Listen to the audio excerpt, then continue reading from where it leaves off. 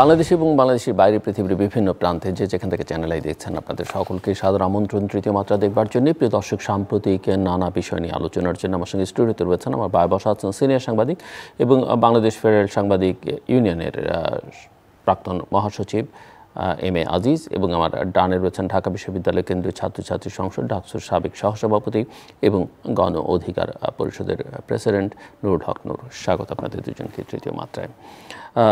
আলোচনাটা শুরু করতে চাই যেটা অনেক দিন ধরেই কাঙ্ক্ষিত ছিল বা প্রত্যাশিত ছিল বা চাওয়া ছিল, যে প্রধান উপদেষ্টা জাতির উদ্দেশ্যে একটা বক্তব্য রাখবেন ফরমালি, এবং রেখে তিনি আসলে বলবেন তিনি কি করতে চান,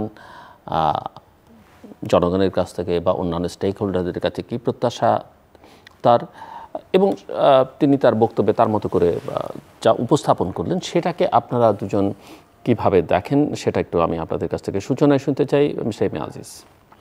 ধন্যবাদ আপনাকে। এটা ঠিক যে প্রধান নির্বাচন কমিশন বা অন্তর্বর্তীকালীন সরকারের পক্ষ থেকে একটা বক্তব্য আসা উচিত ছিল, কারণ ইতিমধ্যেই প্রধান উপদেষ্টা তো ইতিমধ্যেই আপনার বিরোধী দল, বিশেষ করে বলবো বিএনপির তরফ থেকেও এবং অন্যান্য দল থেকেও বলা হচ্ছে যে কখন কতদিন, কেউ 3 মাস বলছে, কেউ একটা নির্দিষ্ট সময় চেয়েছে, সামনে নির্বাচন কবে হবে। এবং প্রধান উপদেষ্টাও তার ভাষণে বলেছেন জাতির উদ্দেশ্যে যে সবারই জানার আকাঙ্ক্ষা আমরা কবে যাব।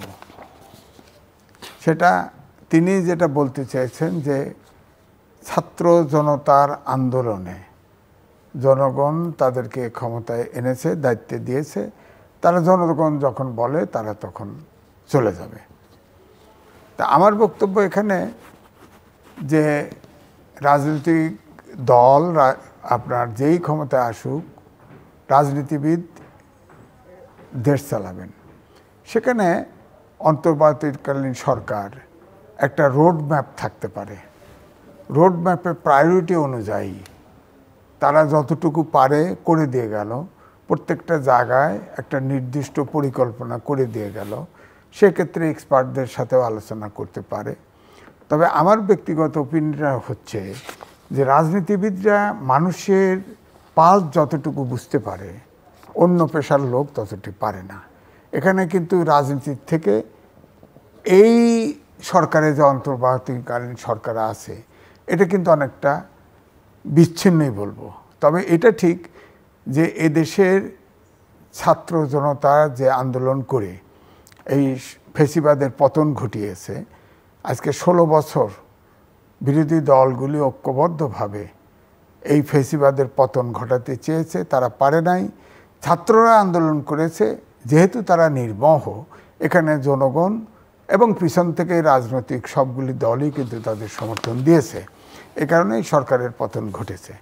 এখন যেহেতু অন্তর্বর্তীকালীন সরকার এসেছে, তাদের যেমন একটু সময় দেওয়া দরকার, কিছু মেজর কাজের সংস্কার করা দরকার। কারণ 16 বছর ক্ষমতায় থাকার ফলে এই ফ্যাসিবাদী সরকার কিন্তু এমনভাবে সরকার ব্যবস্থা এবং রাষ্ট্র ব্যবস্থাকে সাজিয়েছে, এখানে কিন্তু তৃতীয় পক্ষ এসে এই উপদেষ্টা অন্তর্বর্তীকালীন সরকার তাদেরও কাজ করা কঠিন, কোনো রাজনৈতিক দল আসলেও কিন্তু কাজ করা কঠিন। কারণ ধরেন প্রশাসন পুরোটাই দলীয়করণ, আইনশৃঙ্খলা বাড়ি পুরোটাই দলীয়করণ, ব্যবসা বাণিজ্য, লুট তরাজ সব কিছু আপনি এমন হয়ে গেছে এই 16 বছরে যে আওয়ামী লীগের সমর্থক পরিবার ছাড়া নরবরে একটা কাঠামো প্রধান উপদেষ্টা যেটা বলেছেন, ওই সরকারের অর্থাৎ সরকারি দলের সমর্থক ছাড়া কেউ কোথাও কোনো জায়গা পেত না। অর্থাৎ 16 বছরে একপক্ষীয় একটা পক্ষীয় জনগণ কিন্তু এই সরকারের ব্যবস্থা লুট তরাজ সব কিছু করেছে। যদি হ্যাঁ, এটাও ঠিক, যদি সততার সাথে মানবিক বাংলাদেশ গড়ার ক্ষেত্রে চলতো তাও হতো।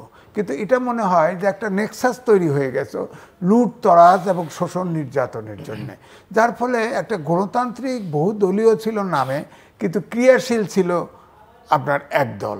এবং সবচেয়ে বড় কথা হচ্ছে স্বাধীনতা যুদ্ধের নেতৃত্বদানকারী সরকার, আমি কিন্তু ধরেন 1000 লোক ছাত্র মেরে ফেলছে, শিশু ছাত্র, তার চাইতেও ভয়ঙ্কর মনে করি মানসিকতা যে আয়নাঘর কী করে করে। এটা হচ্ছে আমার কাছে একটা সরকারের চরিত্র বোঝার জন্য যথেষ্ট। একটা আয়নাঘর যারা তৈরি করতে পারে, একটি লোক একদম পৃথিবীর থেকে আলাদা করে 8-10 বছর করে রাখা হয়েছে। এত লোক কখনো বলছে, জাতিসংঘ বলছে 600, বিরোধী দলগুলি বলে হয়তো 700-800, হিসাব নাই। এই লোকগুলো এখন পাওয়া যাচ্ছে না। আয়নাঘর কয়টা আছে তাও জানি না, একটা আছে ডিজিএফআই অফিসের নিচে। তো এই জন্যে আমি বলছি যে সময় যেমন দিতে হবে এবং অন্তর্বর্তীকালীন সরকারকেও বুঝতে হবে যে অনন্তকাল তো তারা সময় পাবে না। তার জন্য একটা রোডম্যাপ নির্ধারণ করে, আমার মনে হয় অফিসিয়াল হোক আনঅফিসিয়াল হোক, তাদেরকে আপনার রাজনীতিবিদদের সাথেও কিন্তু লেয়াজুটা রাখতে হবে, অবশ্যই ছাত্র জনতার মনোভাবকে রক্ষা করে। কারণ আমাদের সংবিধান অনুযায়ী আমরা বলতে পারি যে অনুচ্ছেদ 7 অনুযায়ী যে ছাত্র জনতা এদেশের সব আওয়ামী লীগ ছাড়া সব এক হয়ে গেছিল। সুতরাং এটা জনগণের অভিপ্রায়। এই সরকারটা কিন্তু অবৈধ বলবো না, আমি সংবিধানই বলছে যে জনগণের অভিপ্রায়ে এই সরকার এসছে। হ্যাঁ, সুতরাং আমি মিস্টার নূরের কাছে যাওয়ার আগে ছোট্ট জাস্ট 10 সেকেন্ডে আপনার কাছে একটা উত্তর চাই। আপনি এই সরকারে কাউকে দেখেন যে রাজনৈতিক দলগুলোর সঙ্গে বা অপরাপর যে স্টেক হোল্ডার আছে তাদের সঙ্গে যোগাযোগ করবার, সম্পর্ক করবার, ডায়ালগ করবার বা একটা জায়গায় নিয়ে আসবার কাজটা করতে পারেন? কেউ আছেন? এখন দেখেন, আমি বোঝাতে পেরেছি আমার প্রশ্নটা। না, আছে, এর ভিতরেও আছে। ওকে, থাকলে ফাইন। ধরেন আছে তো, যারা 2-4 জন আছে তাদের যোগাযোগ আছে, রাজনৈতিক বড় রাজনৈতিক দলের বন্ধুরাও আছে, যেমন ওনারই লোকজনও আছে। না, সেটা হচ্ছে সকলের সঙ্গে থাকা, কার সঙ্গে কার একক থাকা, আরেকটা হচ্ছে থাকা, যোগাযোগ থাকা, আর খানিকটা প্রভাব বিস্তার করবার সক্ষমতা, সেটার কথা বলছি। প্রভাব বিস্তার, ধরেন ডক্টর ইউনূস সাহেবের উপরে প্রভাব বিস্তার করার লোক, আমি ওনার উপরে প্রভাব বিস্তারের কথা বলছি। এমনিতে আছে লোক, আমি বলছি যে পলিটিক্যাল লোক আছে। না, আমি প্রথমত বিশেষ করে মনে করি যে প্রধান উপদেষ্টার ভাষণে বেশ কিছু বিষয় উঠে এসেছে যেটা মানুষের জানার খুব আগ্রহ ছিল। এবং একদিকে যেমন কিছু মানুষ ভাষণে স্বস্তি ফেলছে, আবার ভাষণের কিছু বাক্য শব্দে মনে হচ্ছে যে মানুষ যেটা জানতে চেয়েছে সেটা স্পষ্টভাবে জানতে পারে নাই। সেটা নিয়েও একটা কনসার্ন আছে যে তাহলে আমরা তো একটা রূপরেখা, একটা উত্তর চেয়েছিলাম, সেটা তো ওইভাবে পাচ্ছিলাম না। যেমন ধরেন এই সরকারের ডিউরেশন কতদিন হবে সেটা নিয়ে তো একটা আলাপ হচ্ছিল। এখন আপনি সাংবাদিক হিসেবে যেভাবে ডিপ্লোম্যাটিকভাবে বা মাঝখান থেকে কথা বলবেন, আমরা আলোচক হিসেবে আমাদের কিন্তু একটা লাইন নিতে হবে।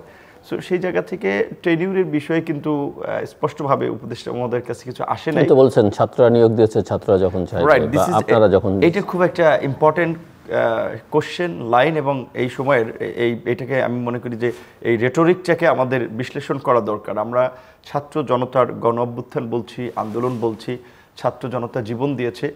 এই ছাত্র জনতা কারা? এই ছাত্র জনতা কিভাবে এই পর্যন্ত আসলো? পরিষ্কারভাবে বলতে গেলে যে আমি এটুকু পরিষ্কারভাবে বলতে পারি যে 2018 সালে এই আন্দোলনের বীজটা আমরা বপন করেছিলাম এবং 18 থেকে গত 24 পর্যন্ত 6 বছর এই দেশের এই তরুণদের যে আন্দোলনের স্পিরিট এবং বিপ্লবী বিদ্রোহী মনোভাব, সেটা কিন্তু আমরা তৈরি করেছিলাম। এখানে যারা উপদেষ্টা আছে, আমাদের ছাত্র প্রতিনিধি, ধরেন আসিফ কিংবা নাহিদ, তারা কিন্তু সরাসরি আমাদের সাথে একসাথে অ্যাক্টিভিজম করার, ধরেন নাহিদ আমার প্যানেলের সংস্কৃতি সম্পাদক পদে ডাকসুতে 19 সালে নির্বাচন করেছি।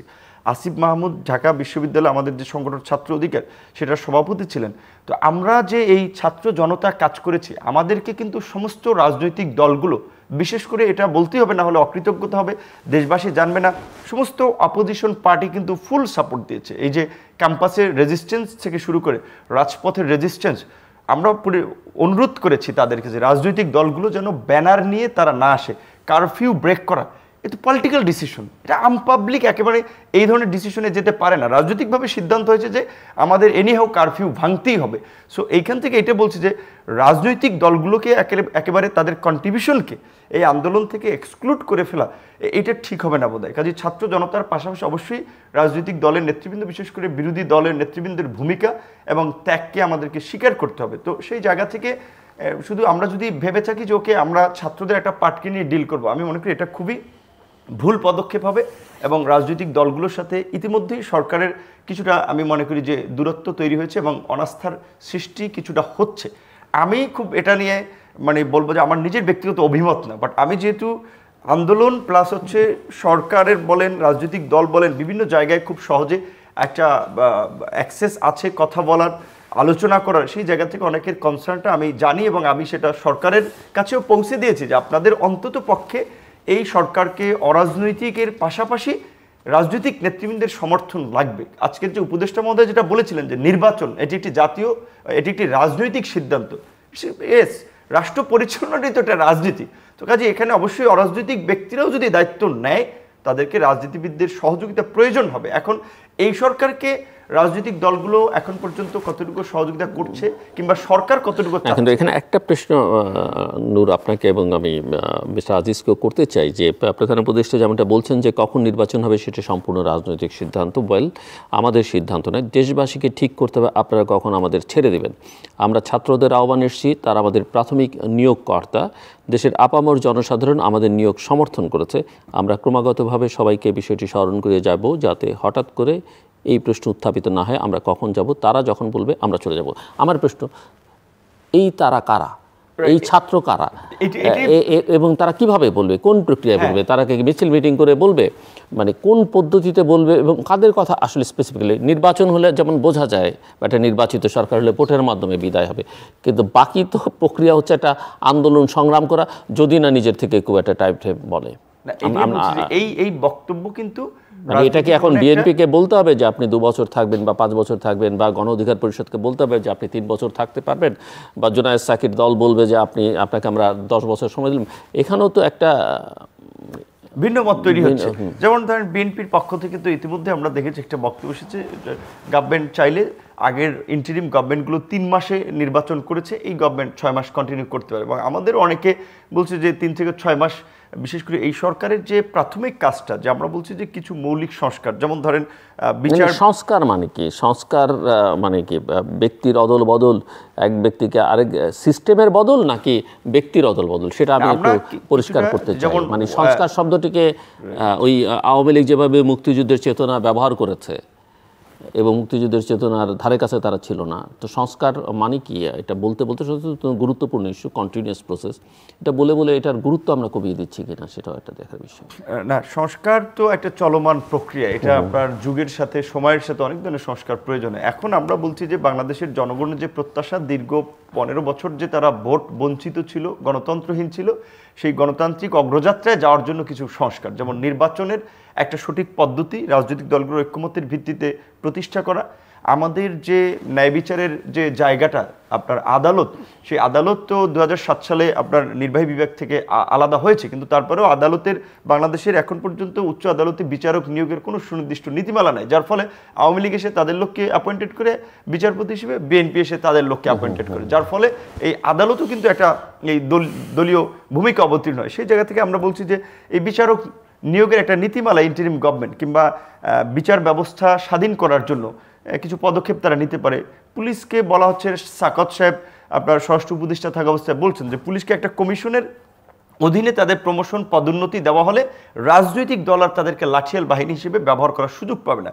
সেক্ষেত্রে এই আইনশৃঙ্খলা বাহিনীর এরকম পদোন্নতি কিংবা মেধাবীদের মূল্যায়ন এবং দলীয় ভূমিকা যেন অবতীর্ণ না হয়, সেই জন্য এরকম না। কিন্তু সেই আইন কানুন যদি তারা করে দিয়ে যান, সেই বিধিবিধান একটা নির্বাচিত সরকার যে মানবে তার গ্যারান্টি কি? বা আপনি ক্ষমতায় গেলে আপনি যে মানবেন তার কোনো গ্যারান্টি আছে? না, এখানে তো একটা মানে ধরেন আপেক্ষিক বিষয় তো থাকে যে এই গভর্নমেন্ট যেটা করবে সেটা তো আবার এই গভর্নমেন্ট, এটা তো পার্লামেন্টে নির্বাচিত গভর্নমেন্ট, সেটাকে তো আবার পরের গভর্নমেন্টকে বৈধতা দিতে হবে একটা সংসদ দ্বারা।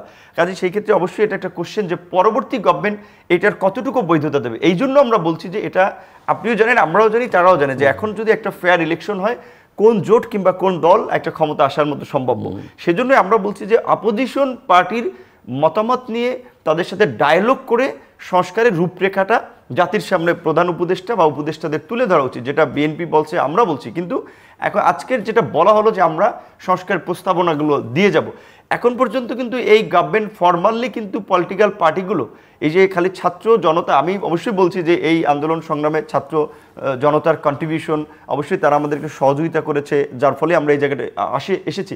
কিন্তু রাজনৈতিক দলগুলো গত 17 বছরে যে প্লট তৈরি করেছে, যে প্রেক্ষাপট তৈরি করেছে, রাজনৈতিক দলগুলোর কন্ট্রিবিউশন কম না। সেখানে রাজনৈতিক দলগুলোর সাথে এখন পর্যন্ত কিন্তু ফর্মালি এই গভর্নমেন্টের কিন্তু কোনো এখন পর্যন্ত আলাপ আলোচনা বা মত বিনিময় হয় নাই। এরকম একটা রেভলিউশনারি গভর্নমেন্ট বলি, ছাত্র জনতার অভ্যুত্থানের পরের গভর্নমেন্ট বলি, সেই গভর্নমেন্ট তো অবশ্যই যেহেতু সরকারি একটা সরকার ছিল, তারা আপনার বিদায় নিয়েছে, তাহলে পরবর্তী যারা গভর্নমেন্ট ফর্ম করবে বা আন্দোলন করেছে তাদের সাথে তো একটা আলাপ আলোচনা দরকার। এখন পর্যন্ত কিন্তু 13ই অগস্ট, সেটা ছিল 15ই অগস্টের ছুটি থাকবে কি থাকবে না সেটা নিয়ে রাজনৈতিক দলগুলো একটা মত বিনিময়। এছাড়া এই গভর্নমেন্ট কি করতে পারে, এই গভর্নমেন্টের কাছে রাজনৈতিক দলগুলোর প্রত্যাশা কি, তারা কোন কোন জায়গায় কাজ করবে, রাজনৈতিক দলগুলো কি চাচ্ছে, এখন পর্যন্ত কিন্তু 14 দিনে একটা ওপেন ডায়ালগ হয়নি। যার ফলে কিন্তু এখন এই দেখেন সচিবালয়, প্রেস ক্লাব, এখানে সেখানে বিভিন্ন গ্রুপ আন্দোলন করছে। এইদিকে আমাদের প্রতিবেশী দেশ ভারত ওই আপনার গেট খুলে বন্যায় অঞ্চল ডুবিয়ে মারছে। একটা কিন্তু অস্থিরতা প্রশাসনের মধ্যে, একটা অস্থিরতা, কে থাকতেছে কে থাকতেছে না, সর্বত্র একটা অস্থিরতা কিন্তু বিরাজ করছে, যেটা এই সরকারের জন্য শুভ লক্ষণ না। এখানে আমি একটু ভিন্ন বলি যে দেখেন, এক রাজনৈতিক দলগুলোর সাথে আলোচনা, আমরা তো বিভিন্ন ঐক্য করতে দেখেছি, জোট করতে দেখেছি। রাজনৈতিক দলগুলি কিন্তু মাসের পর মাস, বছরের পর বছর আলোচনা করেও কিন্তু একমত হতে পারে না। এখন যে দেশের অবস্থা, অন্তর্বর্তীকালীন সরকার, তাদের তো রাজনৈতিক দল নাই, ছাত্র এবং জনগণের সমর্থন আছে মাত্র। সমর্থন আর সংগঠনের সমর্থন এক নয়, সংগঠনের সমর্থন অনেক বেশি শক্তিশালী। ধরেন নূর এবং আপনার কথা যেটা বোঝাচ্ছে যে জনগণ একটা আলাদা এন্টিটি, ছাত্র একটা আলাদা এন্টিটি, পলিটিক্যাল পার্টি একটা আলাদা এন্টিটি। তো পলিটিক্যাল পার্টি তো আসলে ছাত্র জনগণ নিয়েই কাজ করে, আমি যেভাবে দেখি পলিটিক্সের স্টুডেন্ট হিসেবে। এবং ছাত্র জনতা তো পৃথিবীর কোনো দেশে সব বিষয়ে ঐকমত্য পোষণ করে না। ছাত্ররা সবাই তো আর এক প্ল্যাটফর্মে কাজ করে না, এক আদর্শে বিশ্বাস করে না।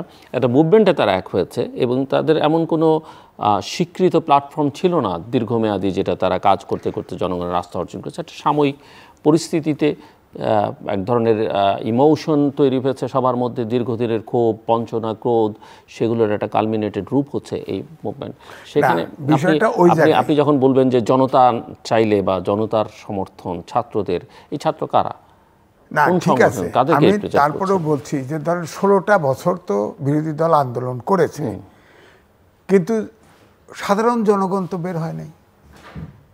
যতই বলেন আন্দোলন হয়েছে, জীবন দিয়েছে, নিষ্পেষণ হয়েছে, জেলে গেছে, উনি তো কতবার পিঠা খাইছে, জেলে গেছে, কাজ তো হয় নাই।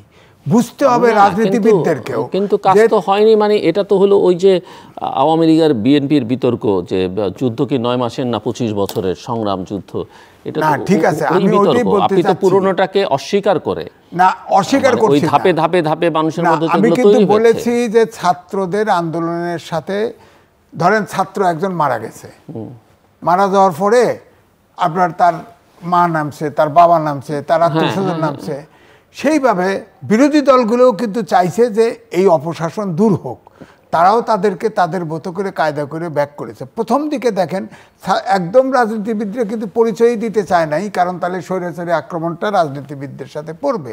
যেভাবে অথবা তারা মনে করেছে যে এটা করতে গেলে হয়তো আন্দোলনটা সফল নাও হতে পারে। হ্যাঁ, কিন্তু ছাত্রদের উপরে কিন্তু আস্থা রেখেছে, কারণ ধরে নেওয়া হয়েছে তাদের কোনো মোটিভ নাই, তারা নির্মোহ, তারা স্বার্থহীন। এই ছাত্ররাই তো যারা আন্দোলন করেছে, তারাই কিন্তু যে নিরাপদ সড়কের আন্দোলন করেছে, তারাই বড় হয়েছে, তাদের উপরে আস্থা রেখেছে। যেমন ধরেন টিএসসিতে রিলিফ, রাজনৈতিক দল একটা ডাকুক না যে এইরকম রিলিফ দেন, কেউ দিবে? ওখানে দিবে না তো। ছাত্ররা ডেকেছে, দেখেন ট্রাককে ট্রাক, একদিনে কোটি টাকা, 2 কোটি, এখনো ছাত্রদের উপরে আস্থা রাখে যে এই ছেলেগুলো। সেটা কিন্তু অনেকগুলো দিক থাকতে পারে। একটা হচ্ছে মানে আমি একটু ক্রিটিক্যাল সব বিষয়ে থাকি, কারণ আমার কাজই এটা। রিলিফ দেয়া একটা হচ্ছে যে হ্যাঁ আমি বন্যার্ত মানুষের পাশে দাঁড়াচ্ছি, সেটা একটা, জাস্ট 1 সেকেন্ড, সেটা একটা কারণ। অনেকে কিন্তু ওই যে এখন রং বদল করছে না, সুর বদল করে ফেলছে, অনেকেই কিন্তু সামাজিকভাবে এক ধরনের গ্রহণযোগ্যতা পাওয়ার জন্য নানান জায়গায় গিয়ে এই রিলিফ দেওয়ার চেষ্টা করছে। না, এটা তো আছে। আমি শেষ করে দিই, আপনি বললেন শেষ করে দিই।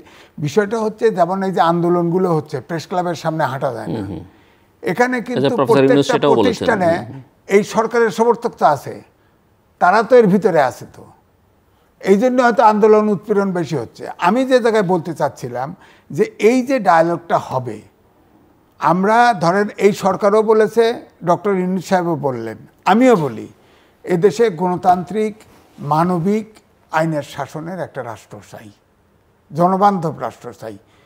আপনি গণতান্ত্রিক যদি রাষ্ট্র কায়েম করতে চান, আপনি বলেন তো রাজনৈতিক দলগুলোর ভিতরে গণতন্ত্র আছে নাকি?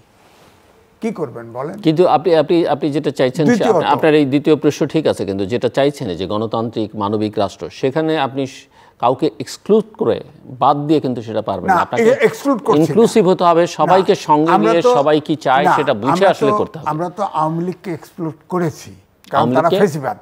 না, আওয়ামী লীগকে আপনি বলছেন এক্সক্লুড করেছেন, কিন্তু আপনি কি আওয়ামী লীগকে একেবারে বাদ দিতে চান? আওয়ামী লীগের যে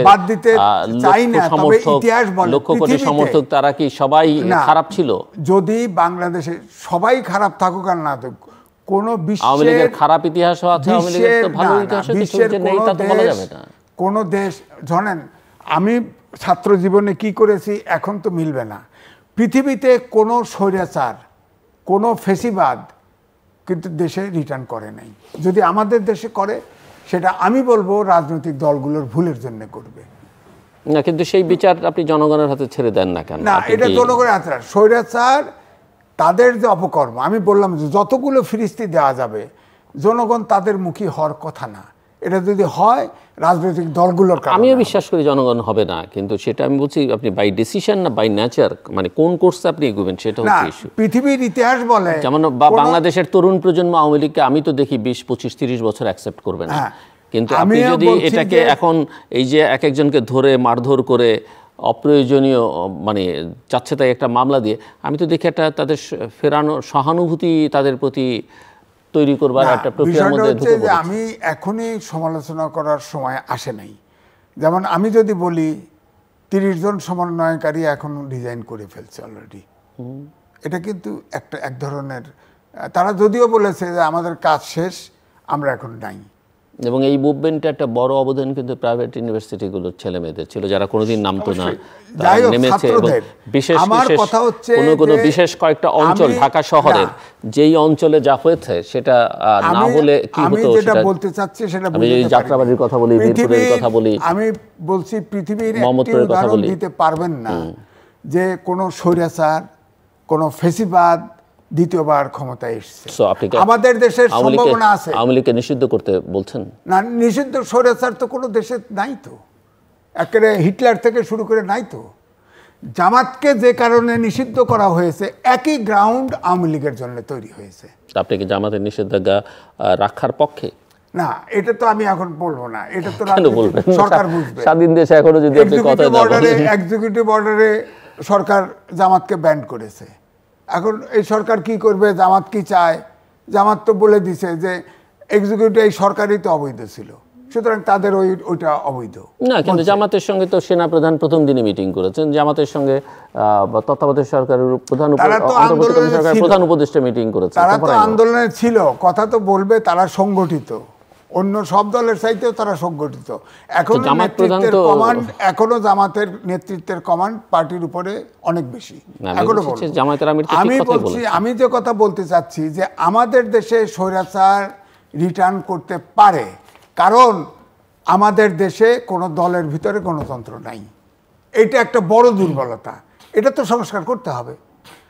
কারণ আমাদের সংবিধানে যিনি পার্টি প্রধান, তিনি সংসদীয় দলের প্রধান, তার নির্দেশে কোনো কাজ হবে না। সুতরাং এই সংবিধানই তো স্বৈরাচার তৈরি করে।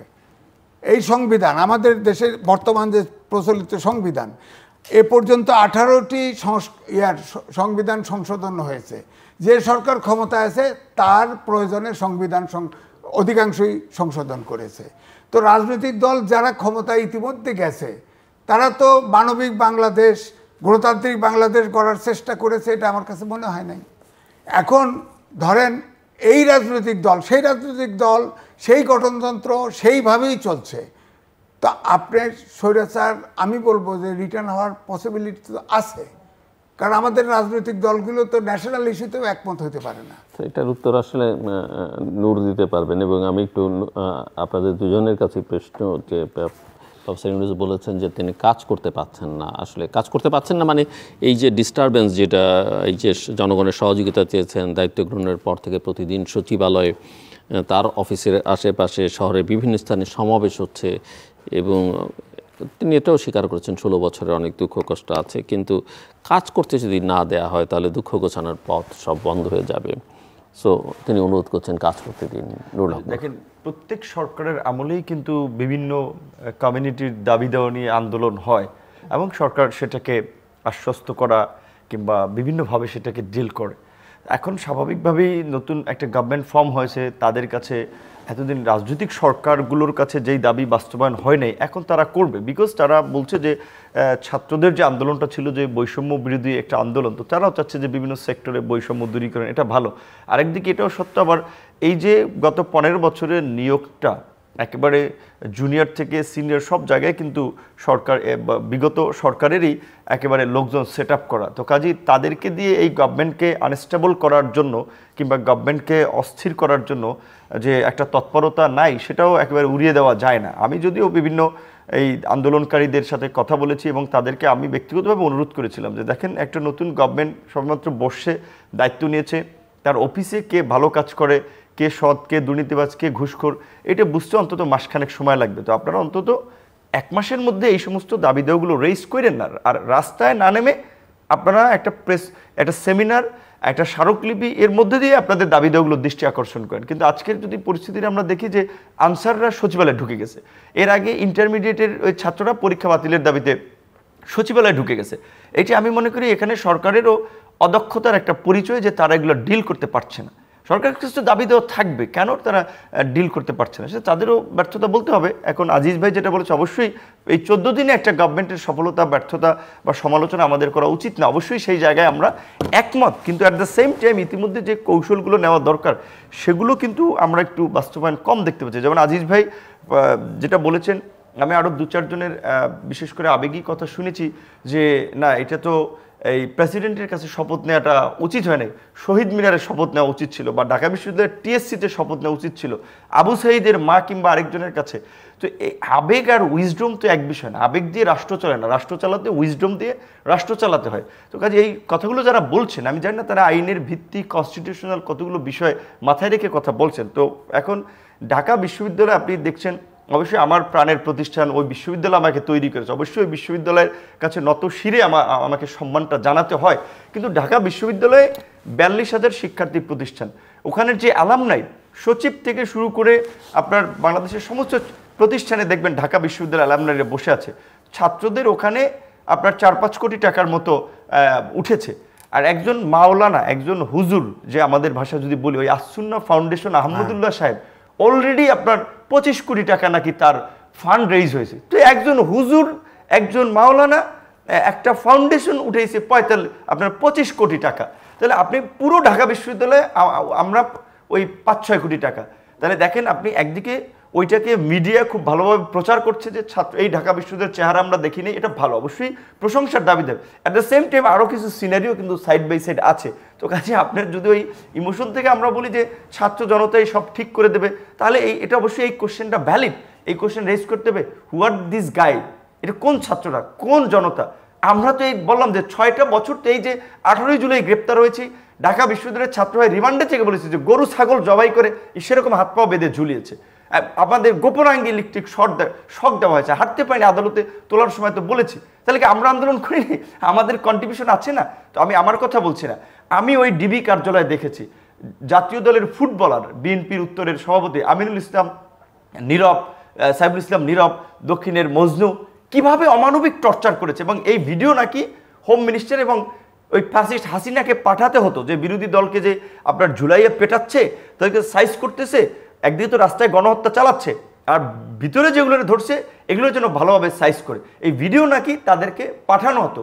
কিছু অফিসার আবার ভালো ছিল, তারা অনেক সে গায়ে হাত দিত না, বলতো ভাই বুঝেন তো পরিস্থিতি, একটু খুঁড়িয়ে খুঁড়িয়ে যায় যে বুঝতে পারে যে আপনাদেরকে আমরা সাইজ করছি। তো এই যে সিনারিও, এই রাজনৈতিক দলের কন্ট্রিবিউশনের কোনো 17 বছর আন্দোলন সংগ্রাম, তাদের কোনো মূল্যায়ন নেই, তাদের মতামতের মূল্যায়ন নেই, ছাত্র জনতাই সব করবে, এই আপেক্ষিকতা থেকে বোধহয় আমাদেরকে বের হয়ে আসতে হবে। না হলে আসলে এটা একটা চরম, আমি মনে করি ভুল হবে। এবং জিল্লুর ভাই যেটা বলেছে আপনি জানেন, আমরা জানি, এই আন্দোলনের সবচেয়ে আপনার সেন্সেশন ক্রিয়েট করেছে, যেটা বলতে মানুষকে টাচ করেছে, একদিকে অবশ্যই বেগম রোকেয়া বিশ্ববিদ্যালয়ের একজন ছাত্র আবু সাঈদের বীর দর্পে মৃত্যুকে গ্রহণ করা, আরেকদিকে এই যে যাত্রাবাড়ি দেখেছেন আপনি, পুলিশ ঢুকতে পারে নাই, আর্মি ঢুকতে পারে নাই, কোনো ফোর্স ঢুকতে পারেনি, এটা কারা করেছে? এটাকে আমজনতা এইভাবে করেছে।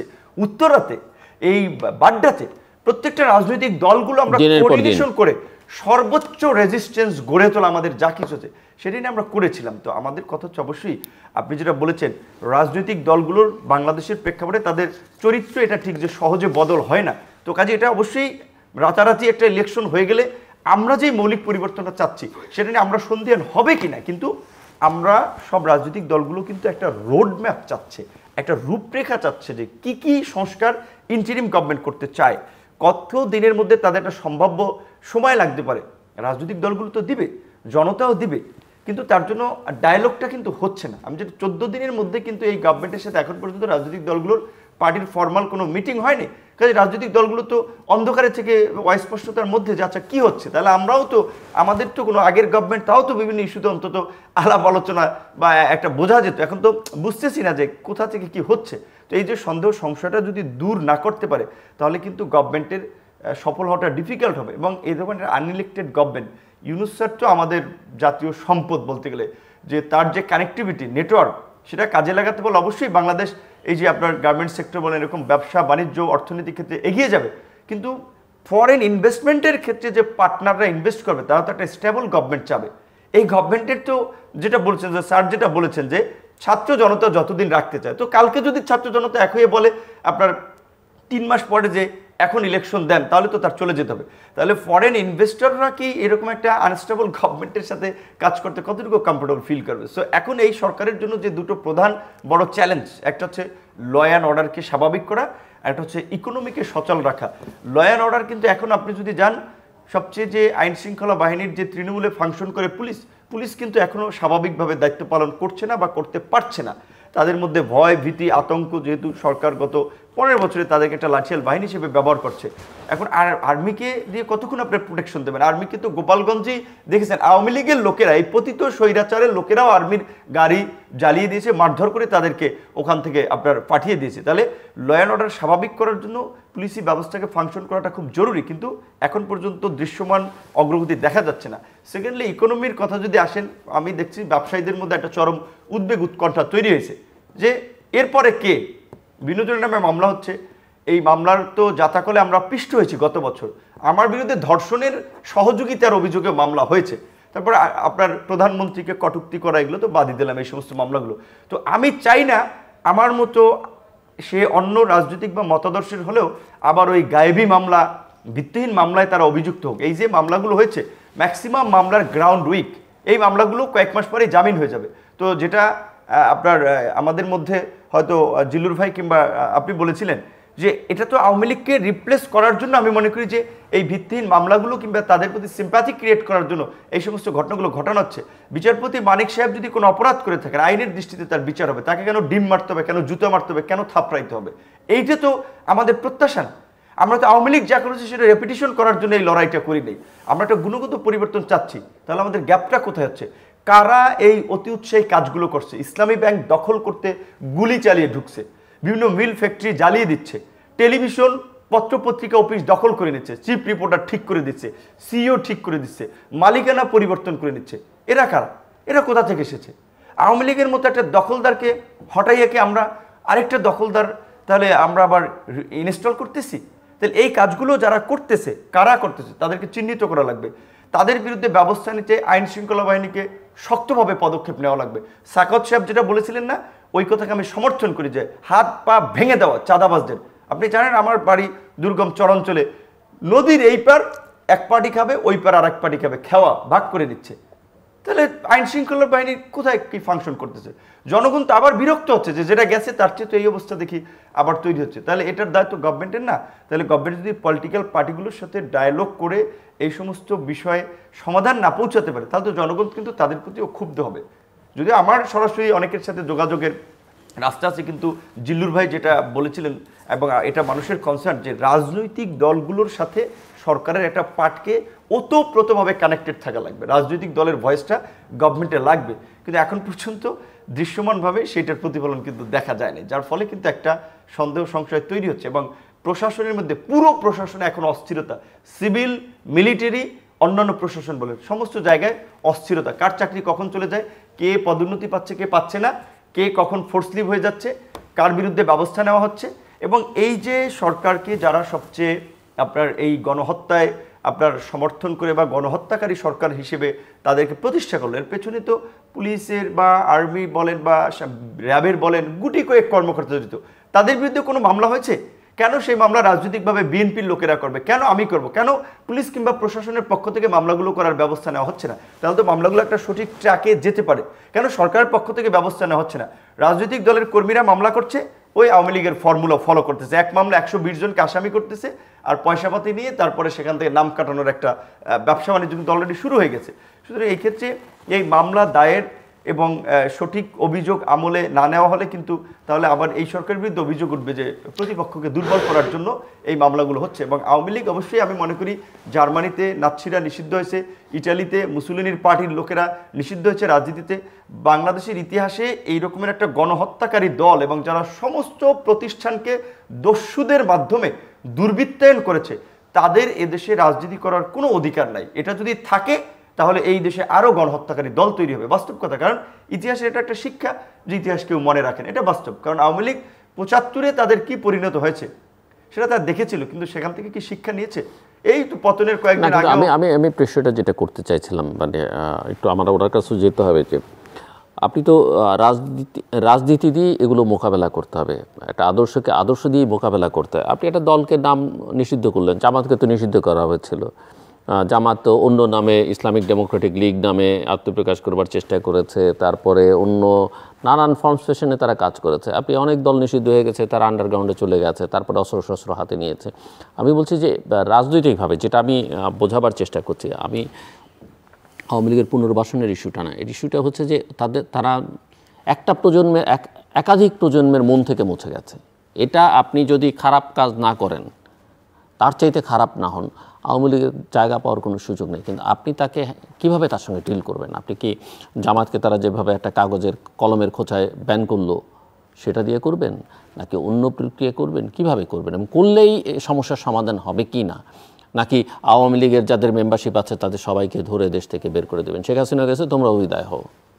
না, এখানে আমরা পরিষ্কারভাবেই বলছি যে এই গণহত্যায় যারা জড়িত ছিল এবং গত 15 বছরে যারা দুর্নীতি লুটপাট করে, যেমন ধরেন আমি কথা বলি, এই যে ইসাক আলী খান পান্না, কিছুদিন আগেও আমার অনুষ্ঠান, আমার জানা মতে কোনো খারাপ কাজের সঙ্গে তিনি ছিলেন ওই অর্থে আমি জানি না, আপনি হয়তো ভালো জানবেন, আপনার অঞ্চলেরও সে।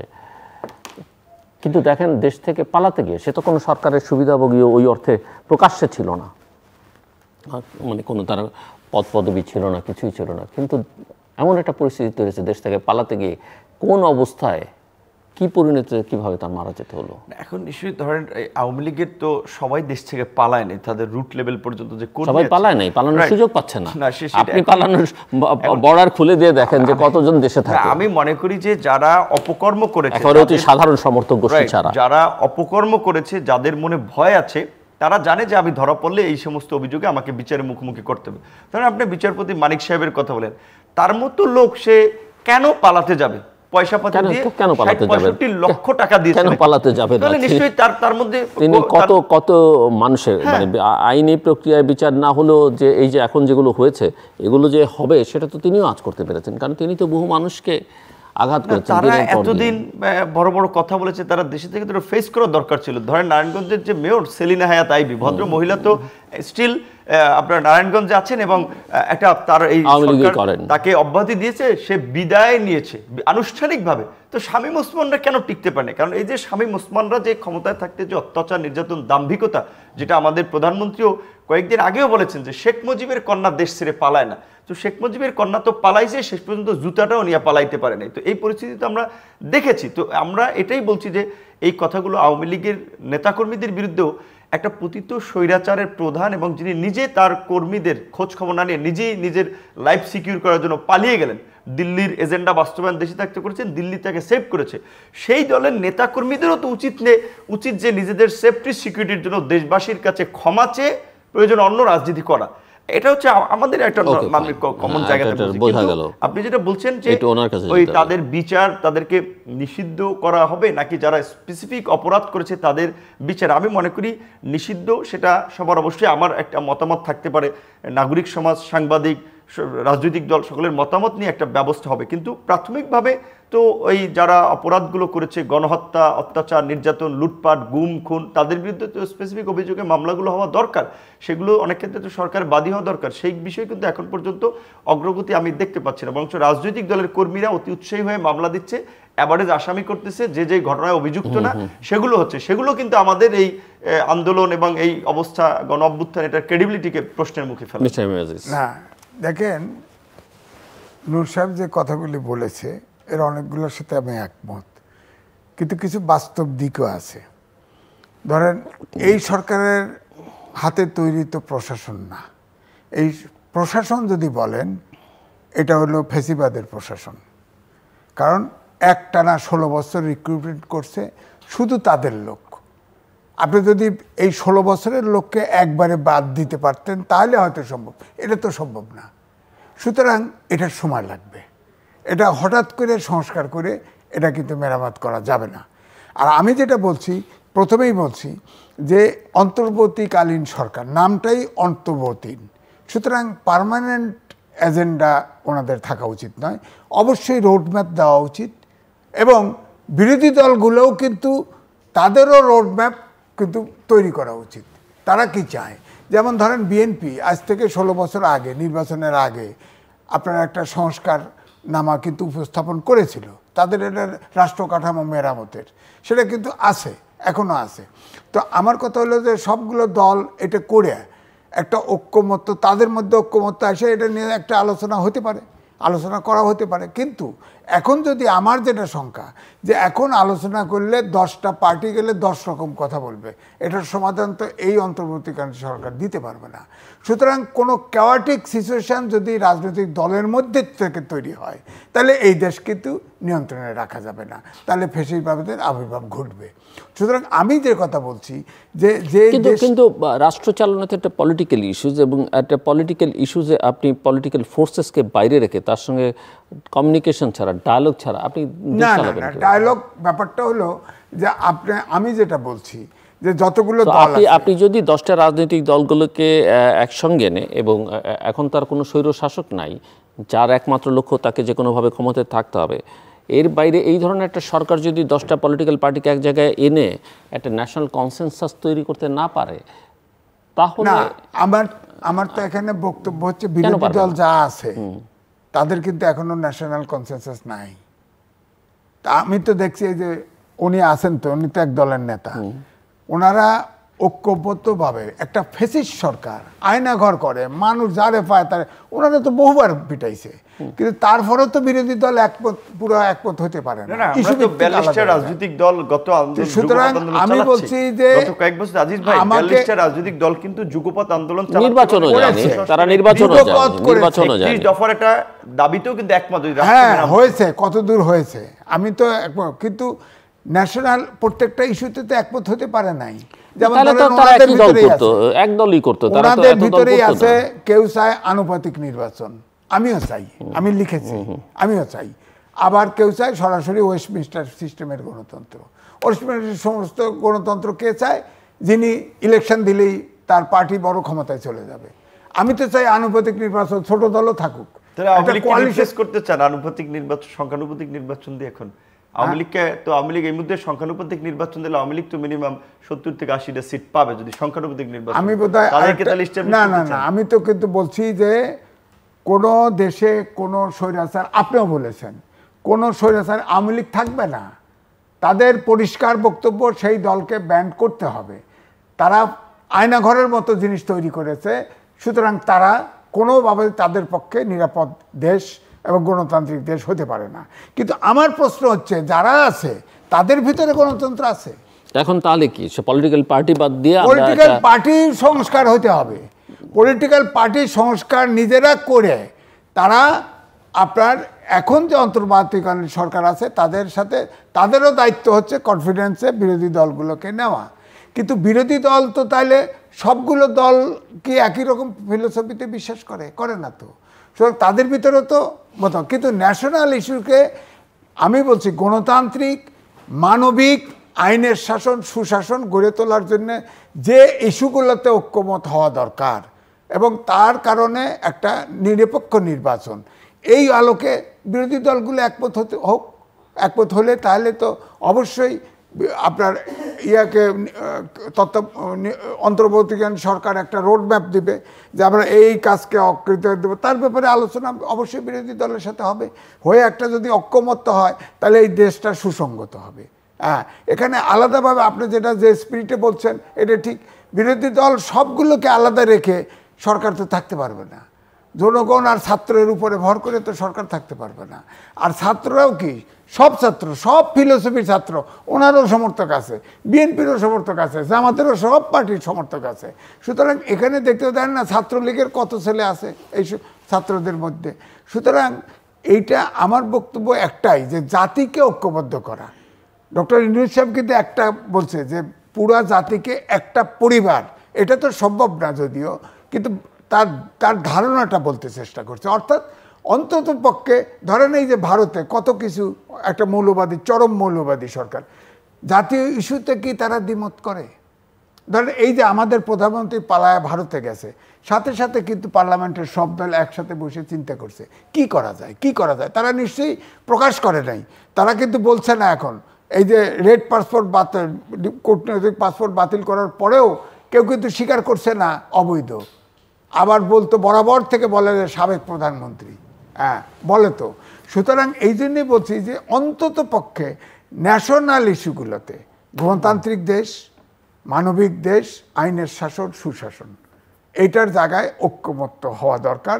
জাতীয় ইস্যুগুলোতে একমত হোক, তারপরে ডায়ালগ হোক। নাহলে তো আমি দেখবো যে সেই একই কথা, একই জিনিস পুনরাবৃত্তি ঘটবে। আপনি দেখেন না যে মানুষ কিন্তু, আমি একদিকে বলছি না, আওয়াজ কিন্তু ওঠা শুরু হয়ে গেছে যে স্বৈরাচারের সময় যা যা ঘটছে তার অনেক কিছুই তো এখন ঘটতেছে, আমরা দেখতে পাচ্ছি তো।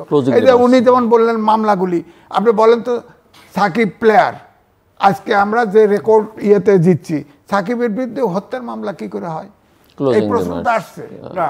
আমি যেটা মনে করি যে আমাদের বিশেষ করে অপোজিশন অলরেডি অনেকখানি ঐক্যের জায়গায় আছে এবং রাষ্ট্র মেরামতের একটা 31 দফা কর্মসূচি আমরা কিন্তু সব দল তাদের কনসেনসাসের ভিত্তিতে একমত হয়েছে, যেখানে এই রকমের একটা বিষয়ে বিএনপির মতো বুর্জোয়া দল বা বলতে পারেন ক্ষমতায় যাওয়ার জন্য উন্মুখ দল, তারাও কিন্তু একমত পোষণ করেছে যে প্রেসিডেন্টের মতো প্রধানমন্ত্রী দুইবারের বেশি কেউ হতে পারবে না। এরকমের অনেকগুলো বিষয় 31 দফায় কিন্তু আমরা এনেছি এবং রাষ্ট্র সংস্কারের রোডম্যাপ বা রূপরেখা মেরামত আমি মনে করি এখন যদি জেনারেল পিপলের সাথেও যদি ডায়লগ করা হয় 90% এখানে যেটা দেওয়া আছে সেটাতেই তারা একমত হবে। তো এখন আমাদের আলোচনায় যেটা উঠে এসেছে, অবশ্যই এরকম একটা গভর্নমেন্টকে পলিটিক্যালি আপনার রাজনৈতিক দলগুলোর সাথে কানেক্টেড থাকতে হবে, তাদের মতামত ধারণ করে আসলে সামনে আগাতে হবে, না হলে এটা খুব ডিফিকাল্ট হবে। এবং আমরা বারবারই বলি আন্দোলনে যারা নিহত হয়েছেন তাদের প্রতি আমাদের শ্রদ্ধা, যারা আহত হয়েছেন তাদের প্রতি আমাদের শ্রদ্ধা ভালোবাসা আছে। এই সরকারের ফার্স্ট কাজ হওয়া উচিত ছিল যে আহতদের জন্য একটা হসপিটালকে চিকিৎসার জন্য ফুল ডেডিকেটেড করা। কিন্তু এখনও ধরেন আমার একটা ছোট অফিসে প্রতিদিন অনেক মানুষ আসতেছে যে ভাই আমার জামাই রিক্সা চালাইতো, আমার জামাই যাত্রাবাড়ি মাছের বাজারে কাজ করতো, সে গুলিবিদ্ধ হয়েছে, সে চিকিৎসা নিয়ে ঢাকা মেডিকেলতে চলে আসছে, আমি প্রাইভেটে চিকিৎসা নিচ্ছি, পারতেছি না। সরকারকে আপনি দেখেছেন এই যে এখন বলছি যারা দায়িত্ব পেয়েছেন, স্বাস্থ্য মন্ত্রণালয় এখন পর্যন্ত সমন্বিতভাবে চিকিৎসা সেবাটা দিতে পেরেছে? কতজন নিহত হয়েছে তার ডেটা ঠিক করে তাদেরকে একটা সহযোগিতা করা, এটা করতে পেরেছে। হ্যাঁ, ফাউন্ডেশন করার ঘোষণা দিয়েছে, হবে সেটা এখন। এবং আপনার যারা নিহত হয়েছে তাদের পরিবারকে সহযোগিতার কথা বলা হয়েছে। আজকে 14 দিনে এই গভর্নমেন্টের তো ফার্স্ট কাজ হওয়া উচিত ছিল এইটা। যখন আপনি বারবার বলছেন যে ছাত্র জনতার গণঅভ্যুত্থান সমর্থনে আমরা এসেছি, এখন পর্যন্ত সিম্পল এই কাজটা কিন্তু আমরা দেখিনি। তো এটা কিন্তু একটা সাইন যে গভর্নমেন্টের কাজের কিন্তু কোঅর্ডিনেশন হচ্ছে না। এবং ওই ছাত্র জনতা যদি আপনি গুটি কয়েক ছাত্রেরই আপনি মতামত নিতে চান বা গুটি কয়েক ছাত্রকেই দেখেন, তাহলে ভুল হবে। যে যাত্রাবাড়ি, মিরপুর, উত্তরা কিংবা চিটাং, মোহাম্মদপুরে যেভাবে এই ছাত্রদের কোনো প্রতিনিধি এই ছাত্রদেরকে আপনি পাচ্ছেন, এই ছাত্ররা নেতৃত্বের জন্য যায় নাই, উপদেষ্টা হওয়ার জন্য যায় নাই, তারা এই ফ্যাসিস্ট রেজিমের পতন চেয়েছে। কারণ তারা একটা বিলিভ করেছে ফ্যাসিস্ট রেজিমের পতনের পরে যারাই আসবে মাস্ট বি তারা একটা ডেমোক্রেটিক গভর্নমেন্ট হবে। সো একটা গণতান্ত্রিক বাংলাদেশ, একটা গণতান্ত্রিক ভবিষ্যৎ দেখার জন্যই কিন্তু তারা এই আন্দোলন সংগ্রাম এসেছে। এবং তাদের বিশ্বাস ছিল যে গণতান্ত্রিক সরকার থাকলে তাদের বাক ব্যক্তি স্বাধীনতা থাকবে, তাদের জীবন যাত্রার মান উন্নত হবে। সেই কাজটি এখন করতে হবে, সেটা একটা ইলেক্টেড গভর্নমেন্ট কি করতে হবে, সেটা আনইলেক্টেড। ধন্যবাদ মিস্টার আজিজ, জাস্ট 2 মিনিট সময় ম্যাক্সিমাম। বিএনপি কিন্তু রাষ্ট্র কাঠামো সংস্কারের একটা বক্তব্য উপস্থাপন করেছিল লিখিত, সেই ডকুমেন্টটা আমার বাসায় আছে। সেটা কিন্তু খুব একটা দ্বিমত করার কিছু নাই। সেটাই যদি বিরোধী দলগুলো একমত হয়ে, আমার মনে হয় যে তত্ত্বাবধায়ক সরকারের অন্তর্বর্তীকালীন সরকারের কাছে দিয়ে তারা বলতে পারে এই ইস্যুতে আলোচনা হতে পারে, তারপরে অগ্রাধিকার ঠিক করতে পারে যে এই সংস্কারটা এখনই দরকার। হ্যাঁ, এখনই দরকার। এটা দিয়ে আমার মনে হয় একটা রোডম্যাপ ছাড়া তো সরকার চলতে পারে না, চলা উচিত না। আর অন্তর্বর্তীকালীন সরকার আনইলেক্টেড, আমাদের গণতান্ত্রিক দেশে অনির্বাচিত সরকার তো আজীবন থাকতেও পারে না। সুতরাং তাদেরকেও যেমন স্পেস দিতে হবে, আবার বিরোধী দলগুলোও কিন্তু স্পেস দিতে হবে। ধরেন আমি বলি যে এই প্রেস ক্লাব থেকে আসার সময় আমি দেখলাম যে 4 ঘন্টা ওই যে এখন তো প্রধান উপদেষ্টার অফিস বানাইছে ওই যে হ্যাঁ ওখানে এই রাস্তা ব্লক করে আছে আনসাররা, পুরা ওই রাস্তা পুরোটা অচল। প্রেস ক্লাবে যান অচল, চারপাশে যান আনসাররা, তারা সচিবালয়ে ঢুকে গেছে। তো এটা কি একবার মুখে অন্তত বলেছে? আমার বক্তব্য হচ্ছে পিসফুলি রাজনৈতিক দল, ছাত্ররা যেভাবে আন্দোলন করেছে, রাজনৈতিক দল ঠিক অবিকল তা করবে না। রাজনৈতিক দলরা অন্ততপক্ষে দেশের সুস্থ অবস্থা, শান্তিপূর্ণ অবস্থা রেখে সমস্যাগুলির সমাধান করবে। আমার মনে হয় তারা প্রস্তাব রাজনৈতিক দল থেকে দিতে পারে যে রাষ্ট্র কাঠামোর সংস্কারের এই আমাদের ইস্যু, এই আমরা চাই। সেখানে অন্তর্বর্তীকালীন সরকার সেটা অবশ্যই রাজনৈতিক দলের সাথে কথা বলতে পারে। কিন্তু আপনি মাঠে ময়দানে প্রেস কনফারেন্স করে আপনি বলতেছেন যে আমাদের তারিখ দেন, ডেট দেন, এটা তো একটা দেশে অস্থিরতা তৈরি করার শামিল। দর্শক, অনুষ্ঠানের শেষ প্রান্তে আমরা সামাজিক যোগাযোগ মাধ্যম ফেসবুক, এক্স এবং ইউটিউবে তৃতীয় মাত্রা লাইভ স্ট্রিম হচ্ছে, আপনারা দেখতে পারেন। টেলিভিশনের পর্দায় দেখতে না পারলে যে কোনো সময় যে কোনো স্থান থেকে ইউটিউবে তৃতীয় মাত্রা চ্যানেলটি সাবস্ক্রাইব করেই পর্ব বা পুরনো পর্বগুলো আপনারা দেখতে পারেন। মিস্টার নুরুল হক নূর এবং মিস্টার এম এ আজিজ, অসংখ্য ধন্যবাদ এই আলোচনা শোনার জন্য। দর্শক, আমার অতিথিরা অনেক বিষয় নিয়ে আলোচনা করেছেন, অনেক বিতর্ক করেছেন, কিছুটা কনস্ট্রাকটিভ ডিসকাশন করবার চেষ্টা করেছেন, ডিবেট করবার চেষ্টা করেছেন। কিন্তু সব কথার মূল কথা, এই সরকার নিঃসন্দেহে জনগণের সরকার, কিন্তু জনগণের ভোটে নির্বাচিত সরকার নয়। কাজে এখানে একটা গ্রে এরিয়া আছে, সেটা আমাদেরকে মাথায় রাখতে হবে। তার কাজ হচ্ছে কিছু বিষয়কে ঠিকঠাক করা, তার মধ্যে অন্যতম হচ্ছে ল অ্যান্ড অর্ডার সিচুয়েশনটা ঠিকঠাক করা, একটা স্টেবল ইকোনমিটাকে একটা স্টেবল জায়গায় নিয়ে যাওয়া, এবং তার প্রধান কাজ হচ্ছে দেশে রাষ্ট্র ক্ষমতাটাকে জনগণের নির্বাচিত প্রতিনিধিদের কাছে হস্তান্তর করা, এবং তার জন্য এটা অবাধ, সুষ্ঠু, গ্রহণযোগ্য, অংশগ্রহণমূলক নির্বাচন অনুষ্ঠান করা। এবং তার জন্যে এই যে সংস্কার আলোচনা হচ্ছে, এটা হচ্ছে, ওটা হচ্ছে, সেগুলো করবার জন্যে যে কাজগুলো দরকার, সেই কাজগুলো তাকে করতে হবে, এবং কীভাবে, কতদিনে কীভাবে করবেন সেটা কিন্তু তাকে আসলে জনগণের সামনে প্রকাশ করতে হবে। রাজনৈতিক দলগুলোর সঙ্গে তাদের কোনো সংযোগ দেখা যাচ্ছে না। রাষ্ট্র সরকার চালাতে হলে যে প্রতিষ্ঠানগুলো অত্যন্ত গুরুত্বপূর্ণ, তাদের সঙ্গে তাদের সংযোগ খুব একটা দৃশ্যমান নয়, হয়তো আছে, আমরা জানি না। আরেকটা হচ্ছে যে আপনাকে ট্রান্সপারেন্ট হতে হবে, এবং সেখানে কোনো